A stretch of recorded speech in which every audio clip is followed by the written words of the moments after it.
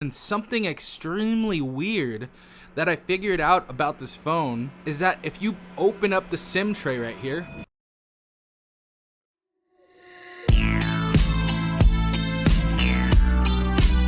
alright everyone, hopefully you guys are having a good day. Hopefully everyone is safe out there. We're getting into the Moto G Stylus 5G. Now, I do have some opinions about this phone that a lot of people may not like, especially people that purchased this phone, but let's get straight into this. Now, obviously, we have 8 gigabytes of RAM in here, 256 gigabytes of internal storage, a Snapdragon 695 in here. We have a pretty big screen, 6.8 inches. It's going to be LCD 1080p. We have some decent stuff on here, but for the price of $499, this phone is definitely not worth it. Now, don't click away because I'm going to tell you why this phone may be worth it. When this goes out to T-Mobile, this goes out to Metro by T-Mobile, this goes out to Cricket Wireless, this goes out to Boost Mobile. This phone is going to be extremely cheap with port-in deals and other things like that, different upgrade deals. So if you guys want to get this phone, I would definitely wait if it goes to your carrier just so you guys can get this cheaper, because $499 for this phone is not good at all, honestly. And there's a few things about this phone that I'm going to talk about to where, like, I think Motorola knew where this phone was going to go. I think, you know, there was supply chain issues, and so this phone was held too long, and, you know, it didn't come out when it was supposed to come out, and they're kind of trying to, you know, get their money back from that. But for $499, the specifications that are in this device are definitely not worth it. For some people, you can get the Galaxy S20, the S21 FE for around the same price of $499. So, you know, I would go with devices like that. I would go with devices like the Galaxy A53. Just as a really weird device. You know, there's not a lot of stylus devices out there in the market right now. The only other stylus device that we have really is the Galaxy S22 Ultra.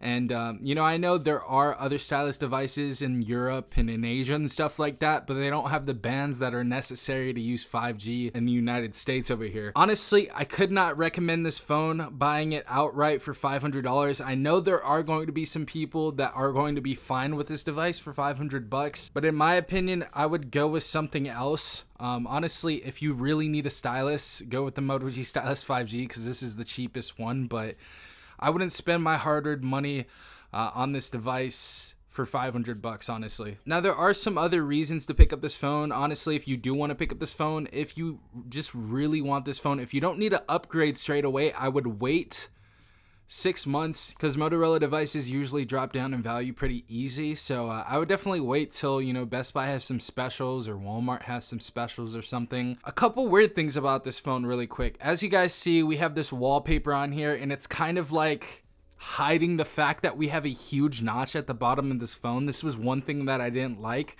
It kind of made this phone feel cheap, but we have a huge notch on this phone. Let's go ahead and change the wallpaper. This phone is extremely thick as well.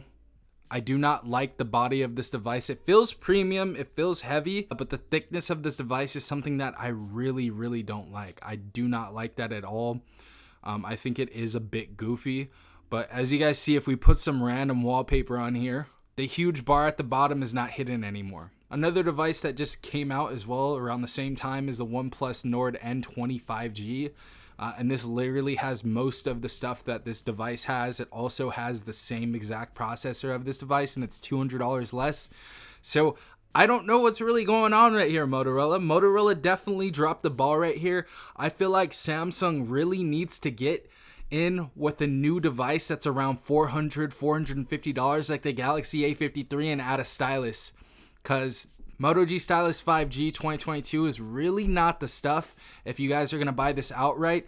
But that was one thing that I was talking about. We have that huge notch at the bottom, and something extremely weird that I figured out about this phone is that if you open up the SIM tray right here, they give you an SD card. Now, this isn't a part of the device storage that's on board. We have 256 gigabytes of internal storage inside of this device, but they just threw in another SD card. It's almost as if they were like, okay, you know, they're probably not going to like this device for $499, but, you know, screw it. We're going to throw in an SD card that's 256 gigs and, you know, they might like it. So, but you know, it may deter someone from returning this device, but for $499, there are so many other good deals on phones out there. You guys can get renewed phones on Amazon, like the Galaxy Note 10 and stuff like that, for cheaper than this device right here. So I would definitely do some research. I'm probably gonna make a video on some other devices, some other you know, alternatives for you guys. This is going to have 3 security updates though, so that's something that's decent, and 1 software update, which is, you know, Android 13, and that's only a few months around the corner. Now, not a lot of people care about the software updates and the security updates and stuff, but you know, I think that's something that we should be looking at more in the future, because we are moving into the new generation of software, and you know, there's going to be a bunch of other artificial intelligence things that are going to be in phones that you're going to want, and you're not going to have them if you guys are on old software. So in my opinion, I would definitely not pick this up for $499. Again, this is a great phone if you get it from Metro by T-Mobile with a port-in later on, and it's like, you know, $100 or $0 or, you know, $200, $300. I honestly think they should have sold this phone for like $349 and or even $399 at the least. I think this is an overpriced device, and there's way too many options out there. Now, one thing that I really liked about this device, and you know, I kind of talked about this in another video, and this may be the reason why they actually changed this, but they've kept consistent with that circle stylus in here, and the stylus actually feels extremely premium on this. This is like no slouch. Really like this stylus. It does have a rubber tip right here, and I believe this is made out of titanium. Very clicky as well. Very satisfying to do this. Stylus works great on here as well. It's not, you know, it's not going to be super late.